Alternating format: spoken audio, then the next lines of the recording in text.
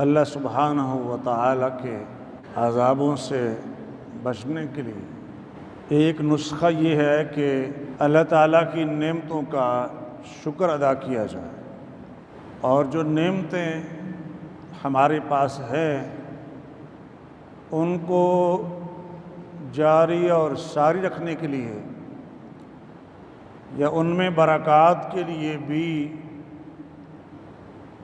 شکر کرنا ضروری ہے۔ قرآن مجید سے بھی معلوم ہوتا ہے اور احادیث مبارکہ سے بھی، اور بعض خلفائے راشدین کے ارشادات سے بھی معلوم ہوتا ہے کہ شکر ایک ایسا عمل ہے جو اللہ کے عذاب کو روکنے کا ذریعہ ہے۔ دوسری طرف ہم دیکھتے ہیں کہ ابلیس کا سارا زور اس پر ہے کہ وہ ناشکرہ سازی کرے، مطلب ایسے بندے تیار کرے جو ناشکرے ہوں۔ شیطان کا پہلے دن سے کام یہ ہے کہ وہ ناشکرہ سازی کرے گا، جیسے کہ اللہ تعالیٰ فرماتے ہیں کہ اس نے یہ کہا تھا کہ ثم لآتینہم، پھر میں ان کے یعنی انسانوں کے پاس آؤں گا، من بین ایدیہم ان کے آگے سے، ومن خلفہم ان کے پیچھے سے، وعن ایمانہم ان کی دائیں جانب سے، وعن شمائلہم اور ان کی بائیں جانب سے، ولا تجد اکثرہم شاکرین۔ وہ اللہ تعالیٰ سے مخاطب ہے، بات کر رہا ہے۔ پھر آپ اکثر لوگوں کو شکر گزار نہیں پائیں گے، یعنی اس نے یہ کہا کہ میں جب محنت کروں گا تو اکثر لوگ ناشکرے بن جائیں گے۔ اسی کو میں نے ناشکرہ سازی کے الفاظ سے تعبیر کی ہے۔ یہ تو قرآن کہہ رہا ہے کہ وہ بندوں کو اس کام پہ لگاتا ہے تاکہ وہ ناشکری کریں اور اس کے جو نتائج ہیں اس کو پھر بھگتیں۔ نعمتیں ہیں تو اسے ہضم نہیں ہوتی ہیں، وہ چھن جائیں۔ اگر بندہ اللہ سے کچھ شکوہ شکایت نہیں کر رہا تو شکوے شکایتوں پر آ جائے، جیسے کہ بہت سے لوگ آپ دیکھتے ہیں اپنے معاشرے میں، بس شکوے شکایتی ہر وقت ان سے سننے کو ملتی ہے۔ حالانکہ دیکھیں تو اللہ کی بے شمار مخلوق سے، انسانوں سے بہتر زندگی وہ گزار رہے ہوتے ہیں، لیکن ایک عام آدمی ہے، سادہ زندگی گزار رہا ہے، شکر گزار ہے، الحمدللہ اللہ کا شکر ہے، اللہ کا احسان ہے، فضل ہے، اس کی مہربانی ہے، اس کا کرم ہے، یہ الفاظ۔ اور دوسری طرف وہ الفاظ ہیں، بس جی مر گئے جی، کچھ نہ پوچھو جی، ہاتھ بہت تنگ ہے جی، بہت تنگ ہوں جی، بڑی مشکل میں ہوں جی، یہ بندہ کوئی ڈھنگ کا ملتا نہیں ہے جی، یہ الفاظ بھی ہیں۔ تو جو شکر گزار ہے اس کی کیفیت مختلف ہوتی ہے، وہ ہمہ وقت اللہ تعالیٰ کے احسانات پر نظر رکھتا ہے۔ میں نے یہ عرض کیا کہ ناشکری کرنے کی وجہ سے اللہ تعالیٰ اپنی نعمتیں بعض اوقات واپس بھی لے لیتا ہے، بلکہ اگر میں کہوں کہ بسا اوقات واپس لے لیتا ہے تو زیادہ بہتر ہو۔ کسی کو اللہ ڈھیل دے دے، مہلت دے دے، یا کچھ صرف نظر کر جائے تو وہ ایگزمپٹ ہو جائے گا، ورنہ اکثر و بیشتر جیسے قرآن کے واقعات ہیں، حدیث کے واقعات ہیں، اپنی معاشرتی زندگی میں آپ دیکھتے ہیں اچھے بھلے لوگ ہوتے ہیں ایسے ناشکرے ہوئے کہ جو نعمتیں پاس تھی وہ بھی چلی گئی۔ تو وہ احسان کرنے والا احسان کرنے کے بعد دیکھتا ہے نا کہ یہ احسان کی قدر کرتا ہے یا نہیں کرتا، اور اسی کے بعد پھر وہ فیصلہ صادر فرماتا ہے۔ سورۃ واقعہ میں دیکھیں اللہ تعالیٰ نے یہ بات فرما دی، افرأیتم ما تحرثون، یہ جو تم کاشتکاری کرتے ہو، اانتم تزرعونہ ام نحن الزارعون، یہ پودے تم اگاتے ہو یا ہم اگاتے ہیں۔ مطلب انسان ظاہری سے اپنی محنت کرتا ہے، لیکن ان پودوں کو اگانے والا وہ خالق و مالک ہے۔ اگر ہم چاہیں تو اس کھیتی کو چورا چورا کر دیں، ختم کر دیں اس کو، پھر تم باتیں بناتے رہ جاؤ، یہ ہو گیا تھا، وہ ہو گیا تھا، فلاں ریزن تھی، فلاں سبب تھا، یہ باتیں کرتے رہ جاؤ تم۔ اگر ہم ایسا کر دیں یہ بات اللہ نے کیوں فرمائی؟ مطلب یہ ہے کہ اللہ کا احسان ہے، فضل ہے، اور اگر اس احسان کو تسلیم نہیں کرو گے، اس کی قدر نہیں کرو گے، تو وہ یہ بھی کر سکتا ہے۔ کسی خاص بندے کا یہاں پر ذکر نہیں ہے، وہ عمومی بات اللہ تعالیٰ بیان فرما رہے ہیں۔ انسانوں کی ہدایت کے لیے یہ باتیں اللہ سبحانہ و تعالیٰ نے نازل فرمائی۔ بلکہ تم کہو کہ انا لمغرمون، ہمیں تو چٹی پڑ گئی، کس مصیبت میں پھنس گئے، بل نحن محرومون، بلکہ ہم محروم ہی ہو گئے ہیں۔ تو یہ محرومی کیسے ہوئی؟ نعمت اللہ نے دی تھی، محروم کیسے ہو گئے؟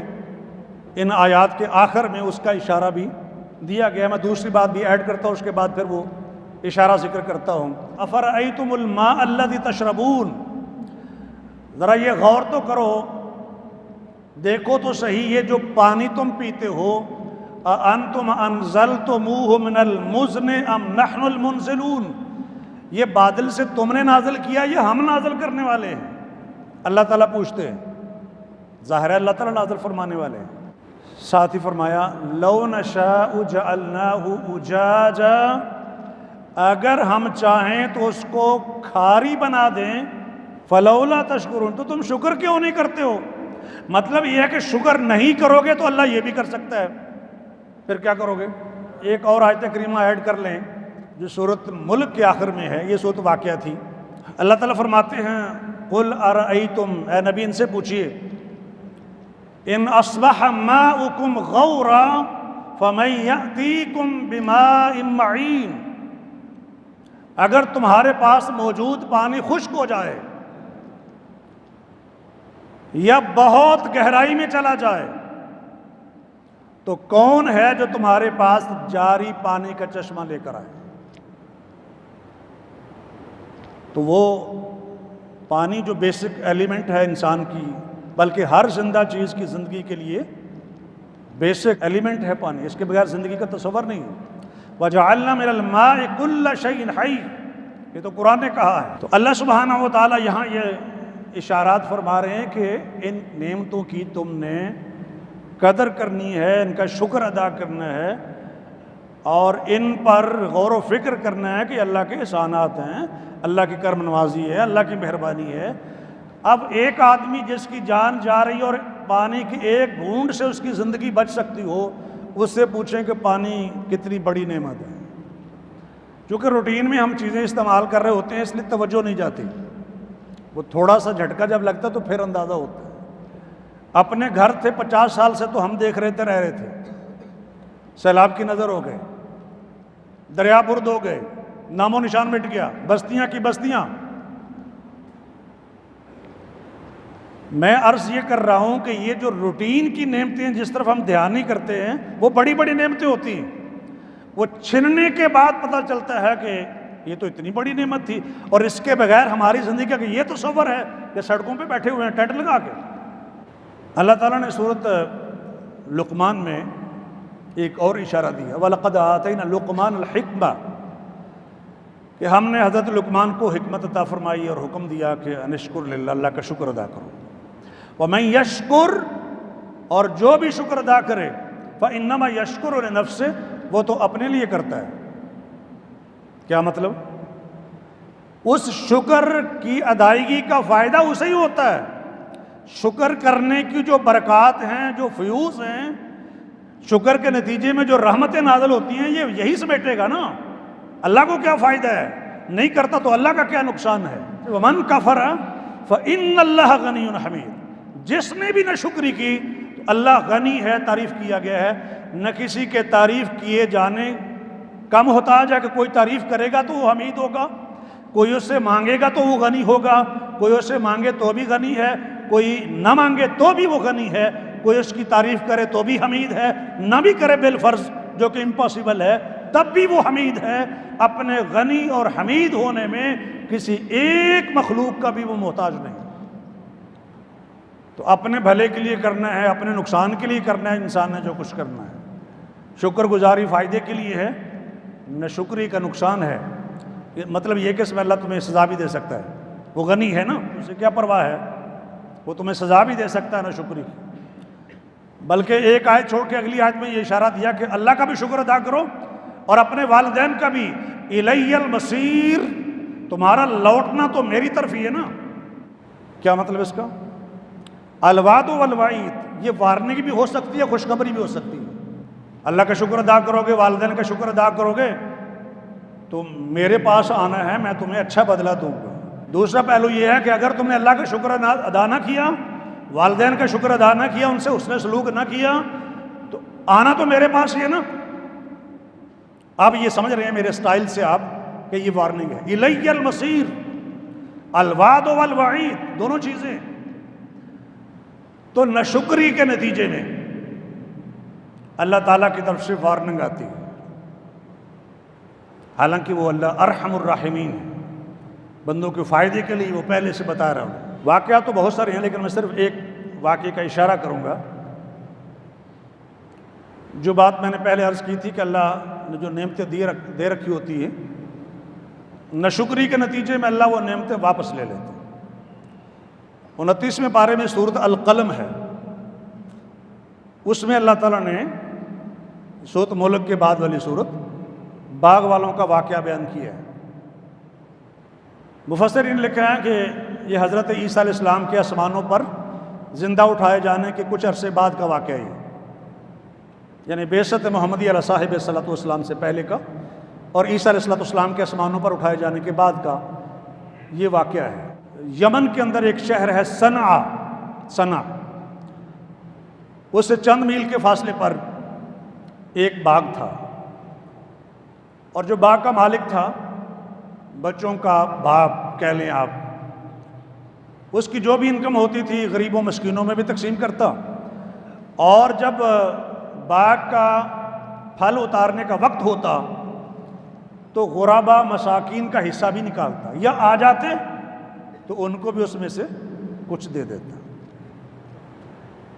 اب والد کے بعد آئے بچے جانشین، اور آج کل بھی ایسے بہت سارے ہیں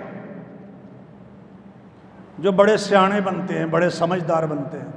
ابا جی کو سمجھ ہی نہیں تھی، اتنا پھل آتا تھا یہ غریبوں مسکینوں میں دے دیتے تھے، تو ہم کیوں نہ ایسا کریں کہ سارا ہی اپنے پاس رکھ لیں، تو زیادہ امیر ہو جائیں گے، زیادہ بہتر ہو جائے گا ہمارے لیے، زیادہ فائدہ ہوگا نا۔ تو میں نے یہ اشارہ کیا، کتنے ایسے نوجوان ہیں جو پڑھے لکھے ہیں اور خدا ترس بزرگوں کو سمجھتے ہیں کہ ان کو تو سمجھ ہی نہیں ہے، سیدھے سادھے آدمی ان کو پتہ ہی نہیں ہے، حالانکہ اصل میں یہ مسکین ہیں، ان کو نہیں پتہ کہ وہ جو والد محترم اللہ کی راہ میں دیتے تھے اس کی برکت سے تمہیں ملا ہوا ہے، وہی آگے جاری اور ساری ہے۔ وہ والدین کے خرچ کرنے کے نتیجے میں تمہارے اوپر یہ بہاریں نظر آ رہی ہیں، لیکن تم ہر چیز کو مادی پیمانوں سے ماپتے ہو اور تولتے ہو، تو یہ مسئلہ تمہارا ہے۔ اللہ نے تو اپنے اصول ضابطے قرآن میں بیان کر دیے۔ اللہ تعالیٰ فرماتے ہیں انا بلوناہم کما بلونا اصحاب الجنہ، ان مکے والوں کو بھی ہم نے ایسے ہی آزمایا ہے جیسے ہم نے باغ والوں کو آزمایا تھا۔ بلوناہم، یہ آزمائش بھی ہے، اور اس آزمائش میں اگر کوئی پورا نہ اترے، فیل ہو جائے، تو پھر وہ عذاب کی شکل بنتی ہے۔ واقعے کے آخر میں وہ آیت بھی میں پیش کروں گا جس میں یہ اشارہ موجود ہے۔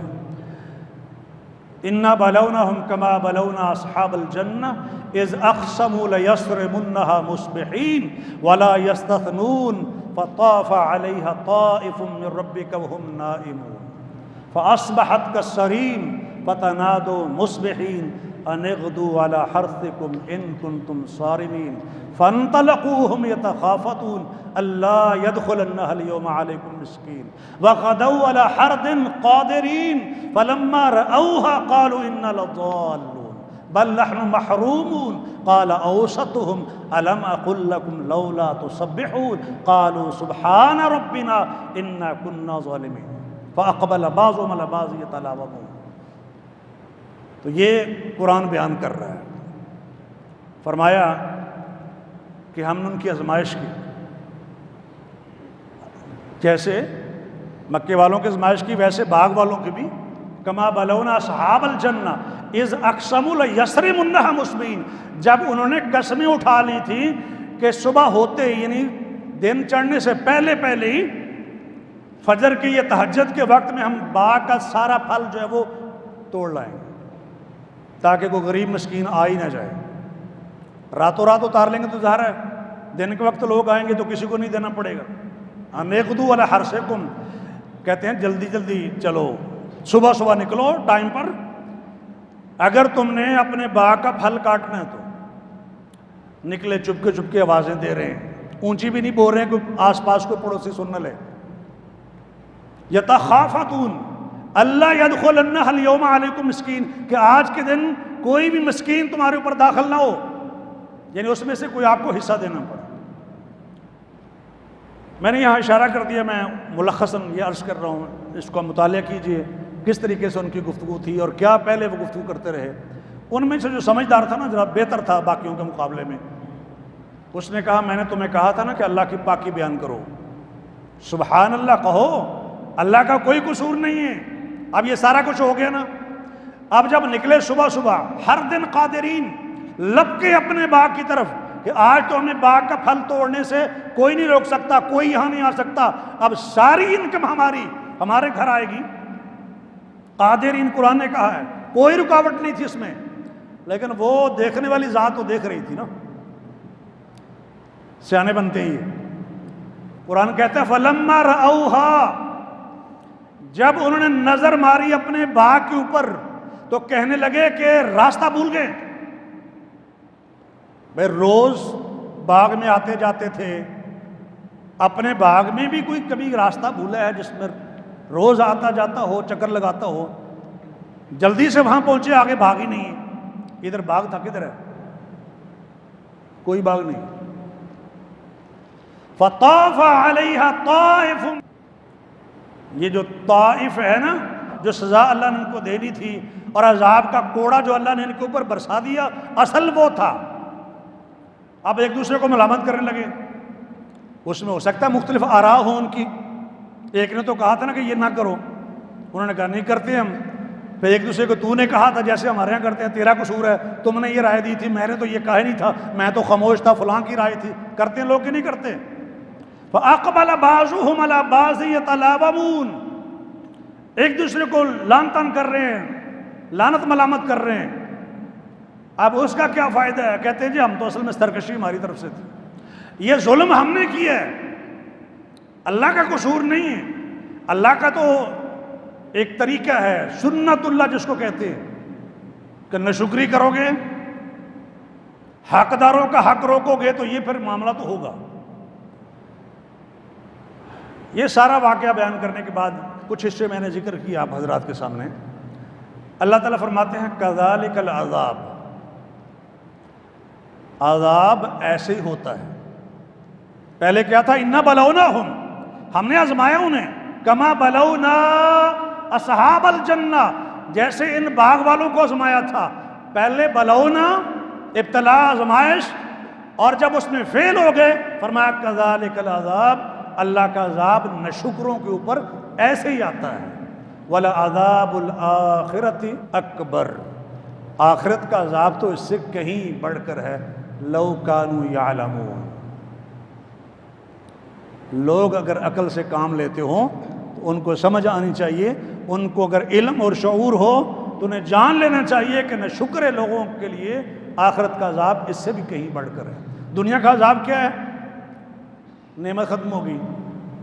میں کہتا ہوں کہ وہ جو باغ تھا، ان کا والد پتہ نہیں کتنا مسکینوں غریبوں کو دیتا تھا۔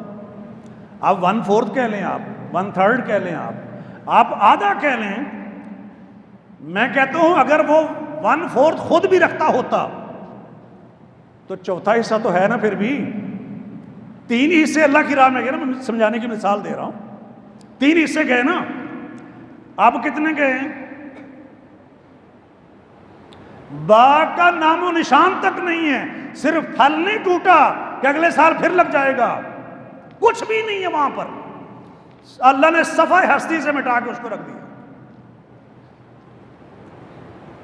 ایسے سیانے ہیں آج کل کے بہت سارے، یہ نئی نسل جو ہے نا، ان میں سے اس طرح کے بہت سارے سمجھدار ہیں جو اللہ کی راہ میں خرچ کرنے سے روکتے ہیں اور پھر ہاتھ ملتے رہتے ہیں، بلکہ ہاتھ ملنے کا محاورہ خود قرآن نے ایسے ہی ایک واقعے کے تناظر میں ذکر کیا ہے. فَأَصْبَحَ يُقَلِّبُ كَفَّيْهِ. ایک اور باغ والوں کا واقعہ ہے, وقت نہیں میں پھر عرض کروں گا. اس کے آخر میں یہ ہے کہ وہ جس کا باغ تھا نا وہ ہاتھ ملتا رہ گیا. تو جب سوچنے سمجھنے کا ٹائم ہو, فیصلہ کرنے کا صحیح وقت ہو, جب اس وقت نہ کیا جائے تو بعد میں پچھتانے کا فائدہ کوئی نہیں. ایک اور بات جو اللہ تعالیٰ نے قرآن مجید میں کہی ہے, آپ نے بھی سنی ہوگی لیکن شاید کسی اور تناظر میں.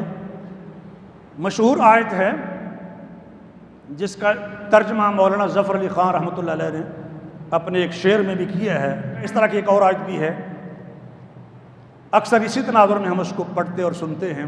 خدا نے آج تک اس قوم کی حالت نہیں بدلی جن کو نہ خود خیال اپنی حالت کے بدلنے کا. تو حالت بدلنے سے کیا مراد ہے؟ عام طور پر یہی سمجھا جاتا ہے کہ جب تک ہم خود اپنے آپ کو ٹھیک نہیں کریں گے اللہ بھی ہمیں ٹھیک نہیں کرے گا. یہی لیتے ہیں, ہم نے بھی آج تک یہی پڑھا. اس کا مطلب یہ ہے کہ جو نعمتیں اللہ نے لوگوں کو دے رکھی ہوتی ہیں اللہ دیے جاتا ہے, لیکن جب وہ اپنے آپ کو بدل لیتے ہیں یعنی شکر گزاری نہیں کرتے ہیں تو اللہ پھر نعمت واپس لے لیتا ہے. تو دونوں آیتوں کو ملانے سے جو مفہوم نکلتا ہے وہ یہ ہے, خدا نے آج تک اس قوم کی حالت نہیں بدلتی. اس کا مفہوم یہ نکلتا ہے کہ اللہ تعالیٰ کسی سے کسی بھی قوم سے نعمتیں واپس نہیں لیتا, ان سے نعمتیں نہیں چھینتا جب تک کہ وہ ناشکری نہ کرے. وہ ناشکری کرتے ہیں تو پھر اللہ اپنا فیصلہ, جو دوسرا فیصلہ وہ نافذ کرتا ہے. ہاں جو پہلی بات ہے وہ بھی اپنی جگہ پر درست ہے کہ جب تک ہم اپنے آپ کو ٹھیک نہیں کریں گے اللہ بھی توفیق نہیں دے گا. ہم بدلنا نہیں چاہیں گے تو اللہ ہمیں نہیں کر دے گا. وہ بات اپنی جگہ پر صحیح ہے, لیکن قرآن پاک میں جو بات کہی گئی ہے وہ دوسری ہے کہ جب ہم ناشکری کریں گے تو پھر ہمارے حالات بدلیں گے, یعنی خوشحالی والے حالات بدل جائیں گے, بدحالی آئے گی, مصیبتیں آئیں گی اور وہ ساری چیزیں آئیں گی جو کسی بھی ناشکری قوم یا ناشکر فرد کے اوپر آتی ہے. اور شروع میں نے جو آیت کریمہ ذکر کی تھی, ما یفعل اللہ بعذابکم, یہ سورۃ النساء کی آیت نمبر 147 ہے. ما یفعل اللہ بعذابکم ان شکرتم وآمنتم وکان اللہ شاکرا علیما. اللہ تمہیں عذاب دے کر کیا کرے گا؟ ما یفعل اللہ, اللہ کو کیا پڑی ہے کہ تمہیں عذاب دے گا؟ اللہ تمہیں کیوں عذاب دے گا؟ ما یفعل اللہ بعذابکم ان شکرتم, اگر تم شکر کرو, وآمنتم, اور ایمان لے آؤ. اب یہاں آپ حیران ہوں گے کہ شکر کا ذکر پہلے اور ایمان کا ذکر بعد میں. تو شکر ایسی چیز ہے کہ اگر کافر بھی کرے تو اللہ نعمتیں جاری اور شاید رکھے, اور مومن ہو کر شکر کرے تو پھر تو اللہ کی کرم نوازی, پھر تو اس کے کیا کہنے. ان شکرتم وآمنتم وکان اللہ شاکرا علیما, اللہ بہت قدردان ہے, سب کچھ جاننے والا ہے. دوسری آیت کریمہ یہ اللہ کا اعلان ہے بندوں کے لیے. کیا اعلان ہے؟ لئن شکرتم لازیدنکم, اگر تم شکر کرو گے تو میں تمہیں ضرور زیادہ دوں گا. دو تاکیدوں کے ساتھ کہا, ضرور زیادہ دوں گا. لام تاکید کا, آخر میں نون تاکید والی. شور ہے, کوئی شبہ والی بات نہیں ہے, یقیناً بلا شبہ اللہ تمہیں زیادہ دے گا. وَلَئِن كَفَرْتُمْ, اور اگر ناشکری کرو گے تو پھر یاد رکھو ان عذابی لشدید, میرا عذاب بھی بڑا سخت ہے. عذاب کی ایک شکل جو ہوتی ہے دنیا میں, جو میں عرض کر رہا ہوں کہ نعمت واپس ہوتی ہے, جیسے باغ والوں سے پورا کا پورا باغ اللہ نے واپس لے لیا, اسے ختم کر دیا. اسی لیے سیدنا علی رضی اللہ تعالیٰ عنہ فرماتے تھے ان النعمت موصولۃ بالشکر, یہ نعمتیں جو ملتی ہیں نا کنٹینیوس ملتی ہیں, تسلسل کے ساتھ ملتی ہیں. موصولۃ, یا دوسرا مفہوم یہ کہ حاصل ہوتی ہے, تمہیں ملتی ہے, وہ شکر کی وجہ سے ملتی ہے. والشکر متعلق بالمزید, اور شکر جڑا ہوا ہے مزید کے ساتھ. پہلی ملتی رہے گی اور شکر کے نتیجے میں سیدنا علی رضی اللہ عنہ فرماتے ہیں، بہقی کی روایت ہے، سنن بہقی کی، شعب الایمان کی امام بہقی نے اس کو روایت کیا، اور شکر کے نتیجے میں مزید بھی، اور ساتھ فرماتے ہیں وَهُمَا مَقْرُونَانِ فِي قَرْنٍ، ایک ہی زمانے اور ایک ہی وقت میں شکر اور نعمت دونوں چیزیں جڑی ہوئی ہیں. مقرونان دونوں جڑی ہوئی ہیں، درمیان میں گیپ نہیں ہے. شکر ہے تو متصل بات بغیر کسی گیپ کے، فرماتے ہیں کہ نعمت ہے. وَلَمْ يَنْقَطِعْ الْمَزِيدُ مِنَ اللَّهِ عَزَّ وَجَلَّ، اور جو مزید نعمتیں ہیں وہ ڈسکنٹینیو نہیں ہوں گی، منقطع نہیں ہوں گی، مسلسل ملتی رہے گی. حَتَّى يَنْقَطِعَ الشُّكْرُ مِنَ الْعَبْدِ، یہاں تک کہ بندے کی طرف سے شکر ڈسکنیکٹڈ ہو جائے. وہ جو اللہ کا شکر ادا کرنے کا جذبہ تھا نا، اس نے اس کو اپنے سے بندے نے الگ کر دیا شکر گزاری کو. شکر نہیں کرتا، شکر الگ تو نعمت بھی الگ. اور آخر فرمان سنے امام حسن بصری رحمۃ اللہ علیہ کا، وہ فرماتے ہیں ان اللہ لا یمتع بالنعمہ، اللہ اپنی نعمتوں سے نوازتے رہتے ہیں، ما شاء، جو چاہتے ہیں. فَإِذَا لَمْ يُشْكَرْ عَلَيْهَا، جب نعمت پر شکر ادا نہیں کیا جاتا، نعمت کی قدر نہیں کی جاتی، اور شکر زبان سے بھی، دل سے بھی اور عمل سے بھی جب شکر ادا نہیں کیا جاتا، قَلَّبَهَا عَذَابًا، امام حسن بصری رحمۃ اللہ علیہ فرماتے ہیں کہ پھر اللہ قَلَّبَهَا، اس نعمت کو عذاب میں کنورٹ کر دیتے ہیں. قَلَّبَهَا، قلب الٹنا پلٹنا، دل کو قلب کہتے ہیں نا، خون کو الٹتا پلٹتا ہے، تو اللہ اس کو پلٹ دیتے ہیں اس نعمت کو. کس کے ذریعے سے؟ عذاب کے ذریعے سے. اللہ کا یہ طریقہ ہے جو قرآن میں بیان ہوا، حدیث میں بیان ہوا. سیدنا علی رضی اللہ تعالیٰ عنہ کا فرمان آپ نے سنا، اور امام حسن بصری رحمۃ اللہ کا فرمان آخر میں آپ نے سنا کہ اللہ کی نعمتیں جو بے شمار ہیں ہمارے اوپر ہیں، ان کی قدر کرنی چاہیے، اور ان کو جاری اور ساری رکھنے کے لیے اور ان میں مزید برکات کے لیے شکر کا راستہ بنانا چاہیے، اور عذابوں سے بچنے کا راستہ بھی شکر گزاری ہی ہے. اللہ تعالیٰ ہمیں توفیق عطا فرمائے. آخر دعوانا